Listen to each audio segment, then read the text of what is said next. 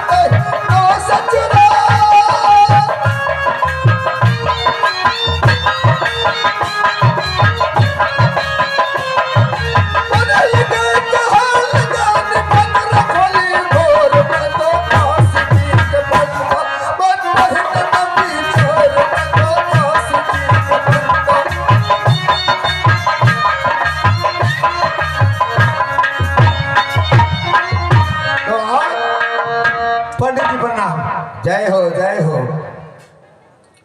पंडित जी थी कि अपने उनका लड़का थे? ए हम पंडित जी हैं। पंडित जी लगन ही ना रहा।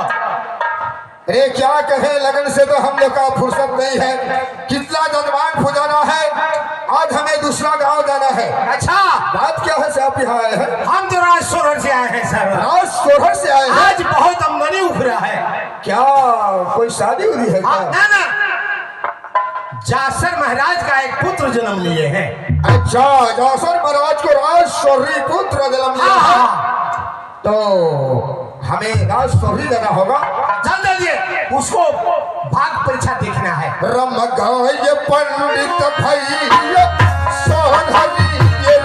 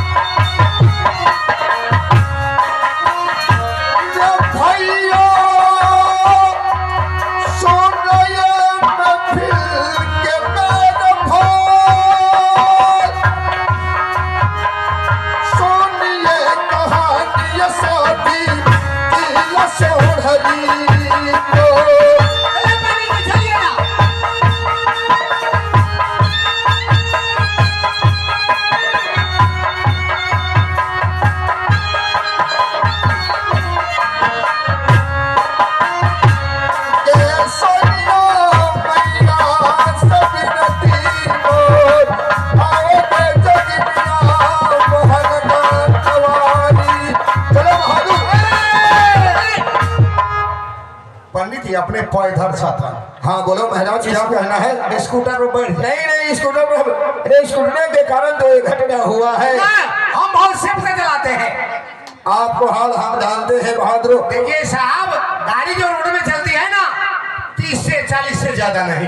अरे गाड़ी की वजह से तो हम गाड़ी से गिरे हैं महाराज, बच गए वही 1 लाख बताओ। हमको इसलिए हम लोग गाड़ी चलाना बंद कर हमको दिए। गाड़ी पर आप कभी नहीं बैठे। आपको गाड़ी पर हम बैठे, हम जानते हैं कितना का स्पीड से चलाते हैं। नहीं कहा हम चल चहल मेरा भैया सोढ़ी रे लो, ऐसा है खबरिया साथी दिल सोढ़ी को।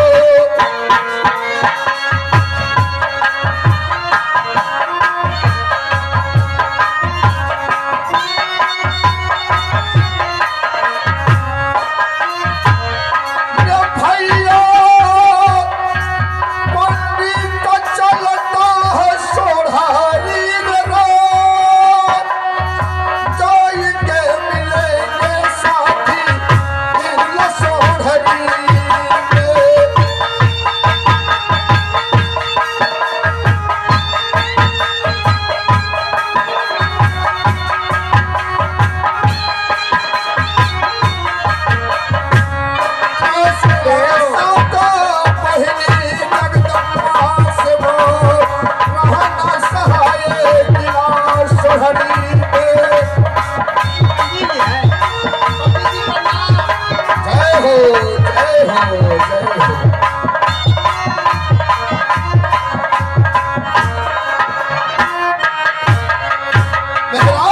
पंडित जी, इसलिए याद किए पंडित जी को। पंडित जी आपको बुलाने का एक ही मतलब है। क्या मतलब है बुलाने की? पुत्र पैदा लिया है अंधराज के पास। अच्छा, एक पुत्र पैदा लिया है अंधराज में, उसको कर्म लक्षण को जचवाना है तो कर्म लक्षण को पुत्र पैदा लिया। सबसे पहले एक बात सुन लीजिए, जब कर्म लक्षण जचाना है पुत्र को तो सारे सदस्य परिवार एक जगह बैठिए, इसके बाद पत्रा उच्चारण करेंगे। अंधराज में चलिए, अंधराज में सारे परिवार जितने घर का नर नारी है वो सब के सब रहेंगे। ठीक है चलिए चलते हैं चलो, महाराज। दादा, दादा।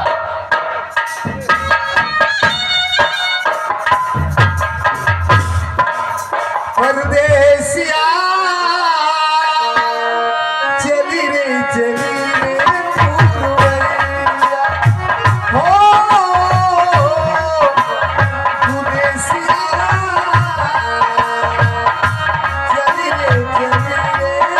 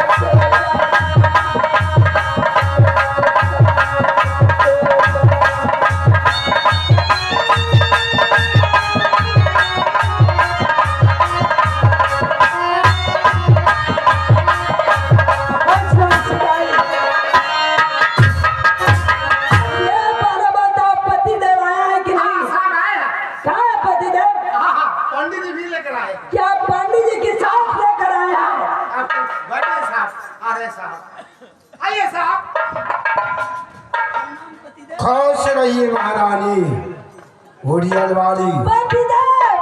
महारानी आज मेरी कोख से एक पुत्र पैदा ले हरासरी के अंदर देखा ना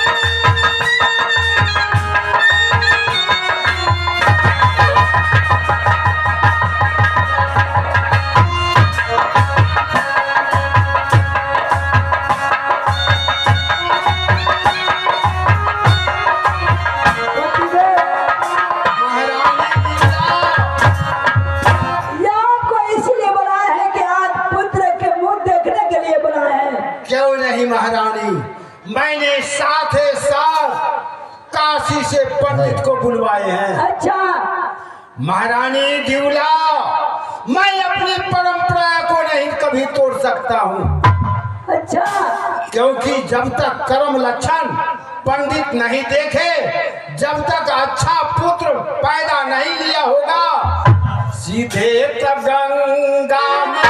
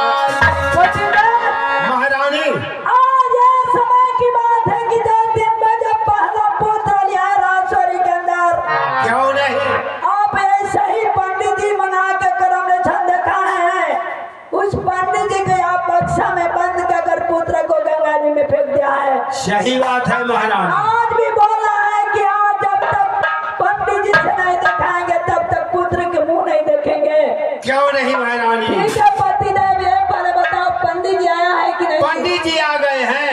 पंडित जी बोलिए महाराज। खुश रहो महारानी, खुश रहो बादी। तो पंडित जी बोलिए महाराज। विलम्ब करने का कोई जरूरी तो नहीं है। बैठे आंगन में बैठे हैं, पत्रों उठा के सारे परिवार बैठिए।